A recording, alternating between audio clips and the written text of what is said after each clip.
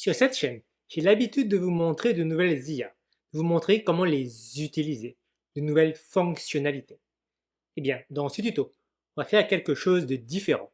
On va retourner dans le passé afin de comprendre comment les IA, les LLM, Large Language Model, fonctionnent. Et pour y arriver, on va créer notre propre petit LLM. Je suis conscient que ce tuto ne va pas plaire à tout le monde, mais je le fais car je considère que c'est important. Et c'est aussi une façon pour moi de partager avec vous ce que j'aime faire, dans le sens où, quand moi je suis passionné de quelque chose, comme les IA, j'aime comprendre le fond des choses, comprendre comment tout cela fonctionne. Notez que l'objectif n'est pas de faire du code. L'idée est de faire un tuto accessible à tout le monde. Donc, pas besoin de savoir coder ou d'être un crack en informatique. Je veux que tout le monde puisse venir sur ce tuto afin de comprendre comment fonctionnent les IA, les LLM. C'est parti! Avant de commencer, laissez-moi vous présenter le modèle que l'on va créer, utiliser pour que vous compreniez les IA, les LLM. Nano GPT. Et il nous est proposé par Karpati. Alors pour ceux qui ne connaissent pas Karpati, c'est tout simplement une légende dans le monde des intelligences artificielles. À titre d'exemple, il a travaillé pour OpenAI, Tesla et actuellement Anthropic. Merci à lui pour NanoGPT. Et d'ailleurs, tout ce qu'il fait, parce qu'il est tout simplement incroyable. En passant, vous pouvez venir sur mon GitHub brissomers/docs pour télécharger le PDF que je vais utiliser pour ce tuto. Je l'ai aussi mis en anglais, au cas où vous parlez anglais, vous ne parlez pas français, et que vous voulez suivre les instructions. C'est ici que ça se passe. Bien sûr, je mettrai le lien vers brissomers/doc, donc mon GitHub, en description. Voici le plan de ce tuto. Donc, étape 1, on configure notre environnement. Donc, on installe tout ce qui est Python, PyTorch et NanoGPT. Étape 2, on voit comment fonctionne GPT. Donc, j'explique tout ce qui est tokenisation, transformers et prédiction. Étape 3, on entraîne notre premier modèle. Donc, on lance NanoGPT en local sur les œuvres de Shakespeare. Pas d'inquiétude, j'expliquerai tout ça. En 4, on va regarder le code, donc une revue rapide. Et en 5, on construit un modèle instruct donc pour chatter. Et pour cela, on fine-tune le modèle. Commençons. Étape 1, configurer votre environnement. Donc, ça sert à configurer l'environnement dans le sens où on installe tout ce que l'on doit installer pour pouvoir développer après notre mini chat GPT. Alors, la première chose à faire, vérifier que l'on a Python. Python en anglais, Python en français. Donc, des fois, je dis Python, des fois, je dis Python. Je m'excuse. Pour ça, on va dans mon terminal. On met cette commande et on regarde. Donc, j'ai Python 3.13.7. Très bien. Alors, pour ceux qui ne connaissent pas le terminal, c'est une application qui vous permet d'envoyer des commandes à votre ordinateur. Et donc, la commande là, c'était Python 3, 2 traits du milieu, version. Si vous n'avez pas Python sur votre ordinateur, allez sur Google, tapez Python, allez sur le site officiel et téléchargez Python pour votre ordi. C'est très simple et tout le monde peut le faire. C'est gratuit aussi. Ensuite, ce qu'on va faire, c'est on va se mettre dans le dossier où l'on veut travailler. Explication. Là, par exemple, je suis à la base de mon ordinateur. Et ce que je veux, c'est me mettre dans mon dossier test de mon bureau. Alors, regardez. Là, je suis dans le dossier test de mon bureau et je vais aller dans NanoGPT. Je veux me positionner dans NanoGPT via le terminal. Donc, je fais cd, un espace. Je prends ce dossier-là et je le fais glisser là. Regardez, avec la commande cd et le chemin vers le dossier NanoGPT, je peux y aller. Comme preuve, ici, il y a marqué NanoGPT. Très bien. Ensuite, on revient là et on crée un environnement Conda. on crée l'environnement Conda dans NanoGPT. Alors, Conda, qu'est-ce que c'est? C'est un programme, un logiciel qui vous permet de créer des environnements virtuels afin de vous protéger. Dit simplement, c'est que dans l'environnement virtuel, vous allez avoir par exemple des versions de Python bien définies. Comme ça, il n'y aura pas de conflit entre l'environnement virtuel et votre machine. Regardez, par exemple, je vais faire cette commande. Et dans cet environnement virtuel, je suis sur Python 3.11, alors que ma machine, elle est sur 3.13. Sans environnement virtuel, on peut avoir des problèmes. Et voilà, là, on n'en aura pas. Donc là, je crée l'environnement virtuel. Très bien, il a été créé. Maintenant, je prends cette commande pour l'activer. Regardez, on peut voir que de base, je suis allé dans mon environnement virtuel Nano GPT. On peut faire commande clear, CLEAR, pour nettoyer votre terminal. Bien, donc j'ai déjà fait ça, activer l'environnement. Maintenant, regardez, j'installe tout ça. Alors, moi, j'aurais pas besoin, ça a déjà été fait, et vous faites-le. Ça peut prendre un peu de temps, pas d'inquiétude.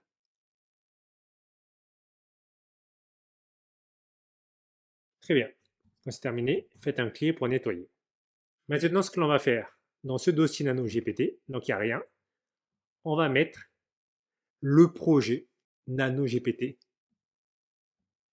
de Carpati. Donc, on fait un git clone et on lance. En passant, j'aurais peut-être pas dû appeler Nano GPT mon dossier. Mais c'est pas grave. Parce qu'en fait, il y aura deux Nano GPT. Regardez.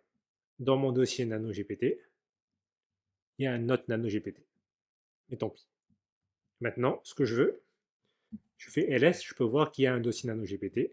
Je refais la commande cd Nano GPT. Comme ça, j'entre dedans. Je fais ls, on peut voir qu'il y a tous les fichiers à l'intérieur. Donc, tous ceux qui viennent du projet de Andrzej Karpati.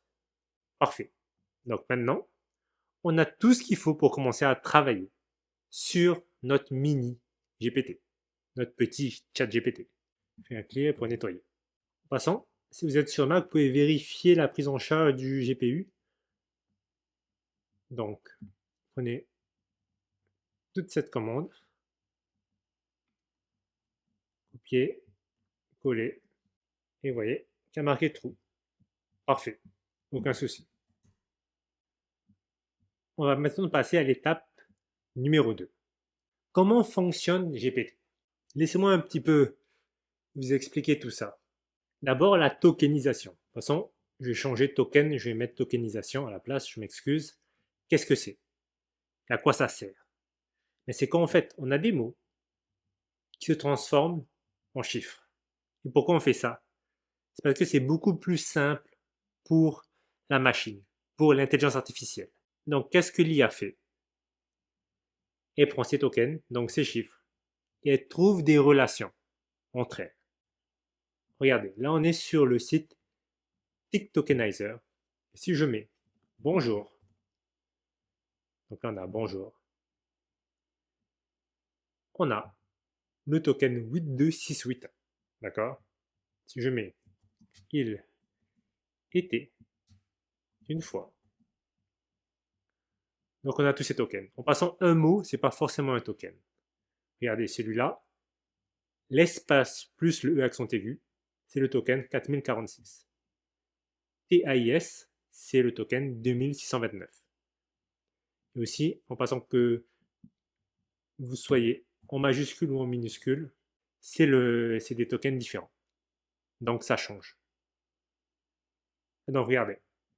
En fait, ce qui se passe, c'est que l'intelligence artificielle, elle est entraînée sur une très très grande quantité de texte, des trillions de gigaoctets. Et donc, ce que l'IA a fait, elle cherche des relations entre les mots.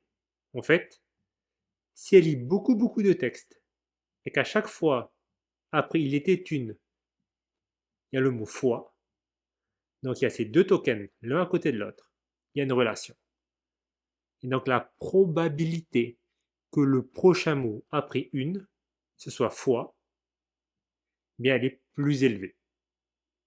Ou je devrais dire après il était une, pardon. Après il était une, la probabilité que ce soit le mot fois, c'est très élevé. Eh bien, c'est comme ça que les IA, elles arrivent à répondre à vos questions. En fait, il faut bien comprendre qu'une IA, elle n'a rien appris. C'est juste des probabilités. Par exemple, regardez, je mets ce texte. Et donc, on essaie de trouver des relations dans les tokens, dans ces chiffres. Et regardez ici, on a 11 et 477. C'est ensemble. Et là, on a 11 et 477. C'est ensemble. Et le fait que si on a ça plein de fois, on peut se dire que après un certain nombre de tokens, il y a de fortes chances qu'on trouve 477 après le 11. Vous voyez ce que je veux dire? Il y a des relations en fait. Il faut bien comprendre, là, il y a deux paragraphes, mais les IA, elles sont entraînées sur tout Internet. Il faut être bien conscient de ça. Ils ont répertorié tout Internet en tokens et ils entraînent les IA à trouver des relations entre elles. C'est pour ça que, par exemple, regardez, je ne sais pas si vous avez déjà essayé de faire des calculs. Par exemple, 1 plus 23 plus, je sais pas moi, 38, je sais pas ce que j'ai marqué, 387, allez. Si vous demandez à une IA de faire ça, eh bien, s'il a souvent vu ce calcul, il va essayer de trouver la probabilité du résultat. Et des fois, il a tort. Donc, on dit qu'il hallucine. Mais c'est juste qu'en fait, c'est dur pour lui de trouver le prochain terme. Je ne sais pas si c'est bien clair, mais en fait, en gros, si vous préférez l'IA, elle sait rien du tout. Tout ce qu'elle sait, c'est la probabilité du prochain token. Et donc, pour les calculs comme ça, des fois, elle a du mal quand c'est avec des grands nombres. La meilleure façon de faire, par exemple, avec les IA d'aujourd'hui, c'est de forcer l'IA à utiliser un outil. Donc, on lui dit Use Tools, donc utilise un outil, et comme ça, il utilisera Python pour faire le calcul, et non pas une probabilité par rapport au token. Dit simplement, on utilise les tokens pour trouver une probabilité. Et c'est ce que j'explique un peu plus loin. Donc en fait, il fait de la prédiction. Par exemple, après les termes de cat, sat, on 2, on a généralement le mot mat. Et tout ça, comment c'est trouvé ces probabilités? C'est avec Transformers. Donc je crois que Transformers, ça a été publié en 2017 par Google. Simplement, on a des différentes couches pour trouver des relations entre les tokens. Et dans ces couches, on trouve les poids des modèles. Donc c'est pour ça, par exemple, vous voyez, par exemple, moi j'aime beaucoup Qwen 3.6, c'est 27 milliards de paramètres. Mais les poids du modèle, c'est 27 milliards de paramètres et elles sont dans les couches. J'explique tout ça dans le PDF.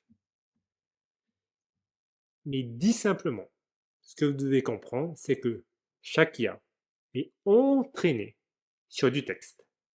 Ce texte, c'est plus des lettres, c'est des chiffres. Donc, ce qu'on appelle des tokens. Et avec ces tokens, on trouve des probabilités du prochain token. Donc, il fait une prédiction pour le token qui suit. Alors, si ce n'est pas très clair, pas d'inquiétude, on va voir ça à l'étape 3. On va faire l'entraînement. Donc, on va utiliser une IA que l'on va entraîner sur les œuvres de Shakespeare. Donc, l'idée, c'est simple. On va l'entraîner à lire Shakespeare. Et après, on va lui demander de compléter ce qu'on a fait. Vous allez voir, ça va être marrant. Et donc, on va passer à l'étape 3, entraîner votre premier modèle. Et donc maintenant, on va préparer le jeu de données. Donc vous avez bien compris qu'en fait, le jeu de données de Shakespeare, c'est quoi? C'est une pièce de Shakespeare. Donc on va la télécharger. Donc on fait cette commande et ça va télécharger. Regardez, voilà. C'est fait. Donc là, il nous dit le nombre de caractères, le vocab size, combien il y a de tokens en tout. Donc c'est bon. Le script a téléchargé toutes les œuvres de Shakespeare.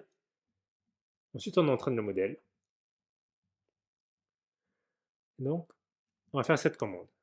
Et donc, qu'est-ce qui va se passer? Quand on aura fait cette commande, voilà ce qui va nous sortir petit à petit. Donc, jusqu'à l'étape 5000. Donc, ça va prendre un peu de temps. Ça va prendre 2-3 heures. Donc, sur mon ordi, ça va prendre 3 heures. Si vous avez un ordi plus puissant, ça prendra moins de temps. Ça dépend de vous. Ça dépend de votre machine. Alors, moi, je suis sur un Mac M1 Pro, 32 Go de RAM. Donc, c'est pas très puissant, mais c'est pas non plus si peu que ça. Moi, j'aime bien. Après, bien évidemment, je voudrais mieux, hein. Bon, on va dire mon rêve, ce serait un M5 Max 128 Go de RAM. Mais bon, j'ai pas les moyens. Quoi qu'il en soit, voilà ce qui va se passer. On va lancer ça. Et ça va nous sortir tout ça. C'est parti. Alors, je fais un clear d'abord. J'aime bien que ce soit propre. Et je lance. Parfait. Regardez, ça se lance petit à petit.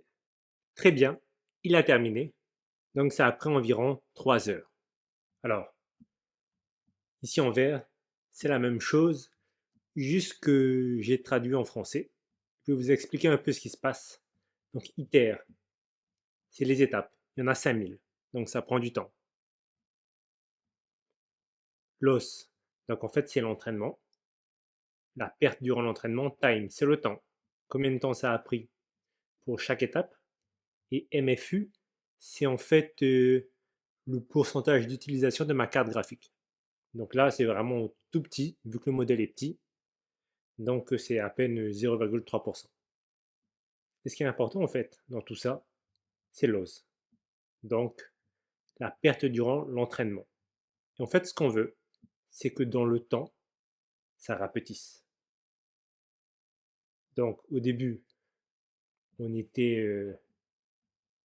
au-dessus de 1. Et après, au fur et à mesure, on peut voir que ça diminue. Et c'est normal. Et c'est ce qu'on veut. Si ça augmente, c'est vraiment pas bon. Je fais un clear pour nettoyer et on continue. Maintenant, on va générer du texte avec le modèle entraîné. Donc on lance cette commande. Je lance la commande. Et voilà, regardez. Il nous fait du Shakespeare.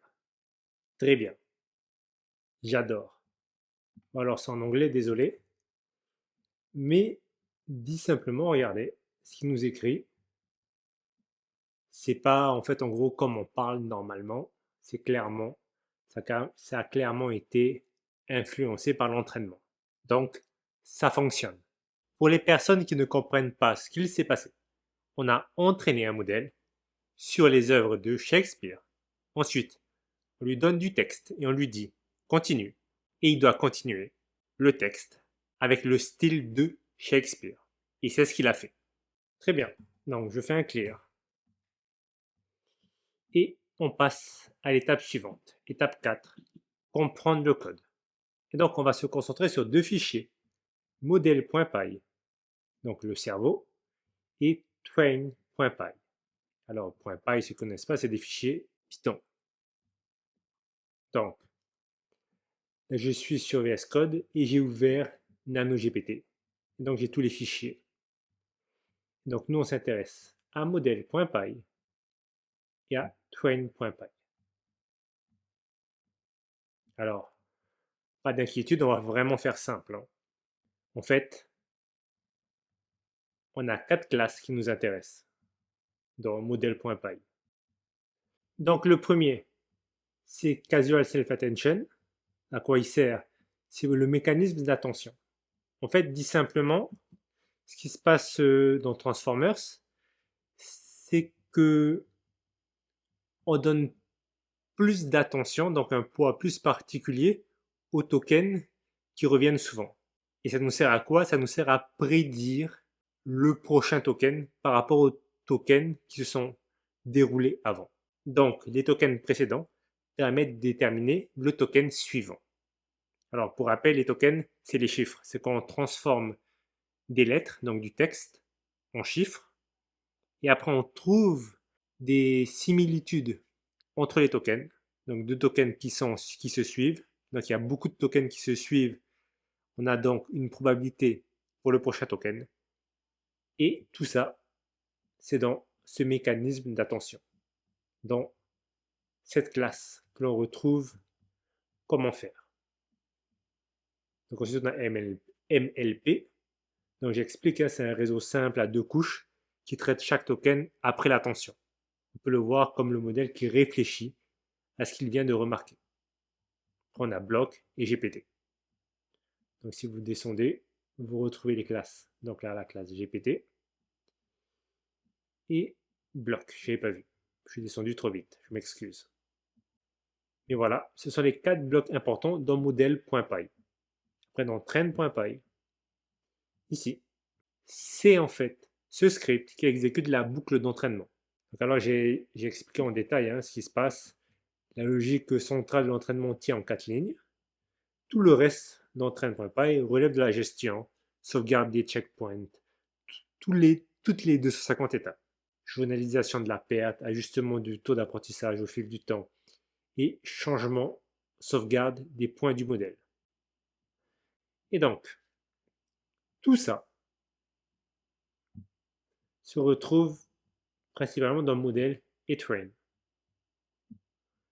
Donc si on revient en haut, on a cette commande que l'on a utilisée pour l'entraînement. Et dans cette commande, on voit train.py.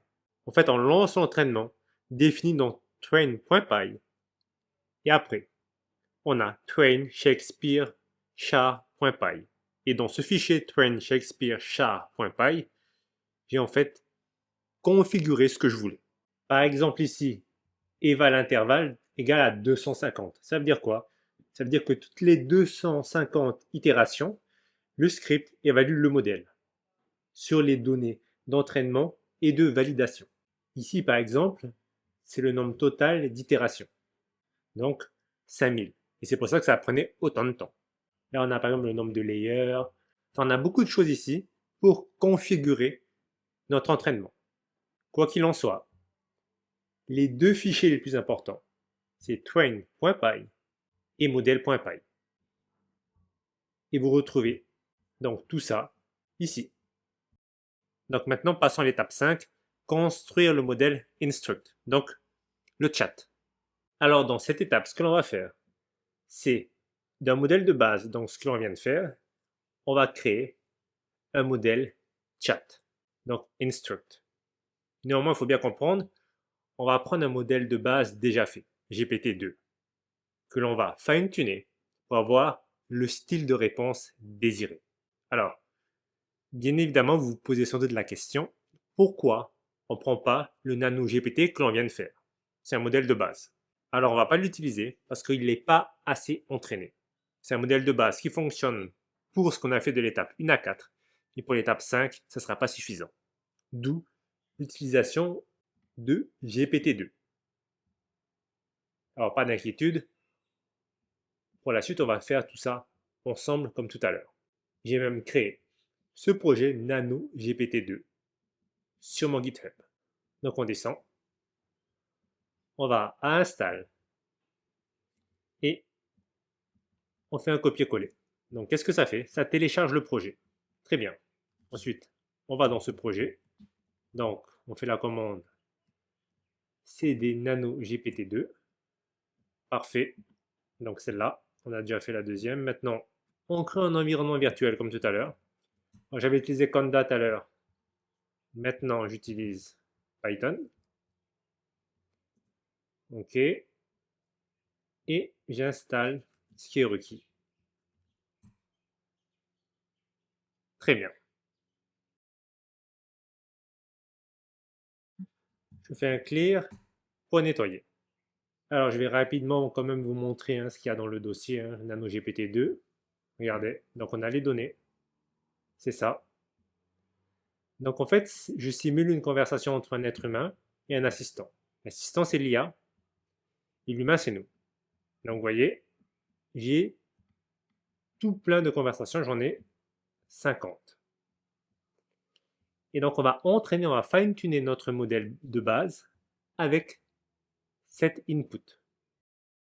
Donc, bien sûr, j'ai les fichiers Py, fichiers Python pour vous montrer comment on fait. Pas hésiter à aller les regarder. Et voilà. Donc maintenant, vous avez compris.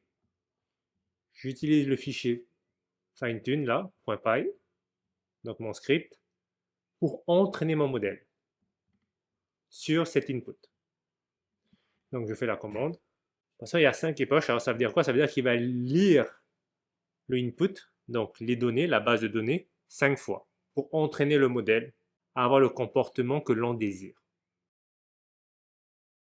Donc comme tout à l'heure, l'objectif, c'est d'avoir une perte qui diminue. Donc regardez, on peut voir que là, la perte, elle diminue. De 3,44, c'est passé à 3. Et on est à l'époche 2. Donc il a déjà lu la base de données 2 fois. Donc ça continue à diminuer. Donc de 3,4, ça passe à en dessous des 3. Très bien, il a terminé. En passant, n'hésitez pas à utiliser les options ici. Ça peut vous être utile. Donc, on entraîne notre modèle. Je vais faire un clear d'ailleurs. Et on va maintenant parler avec. On va essayer. Donc, je lui demande What is the capital of France? Et la capitale de la France. Et il me répond French is the French. Alors le français est la langue parlée dans les pays francophones. La capitale de la France est Paris. Très bien. Alors on ne peut pas lui demander trop de choses parce que GPT-2 n'a pas été entraîné sur beaucoup de données. Mais le fait qu'on ait une réponse correcte comme ça, c'est pas mal du tout. On a réussi ce que l'on voulait faire. Parfait. Donc voilà, vous pouvez faire tout ça avec ce petit Nano GPT-2, ce petit projet. Cette vidéo est terminée. J'espère que vous l'avez appréciée. N'hésitez pas à me dire ce que vous en pensez, si vous aimez ce type de vidéo. Comme ça, peut-être j'en ferai plus. Ça pourrait me motiver. Et je vous dis à très bientôt pour de prochains tutos.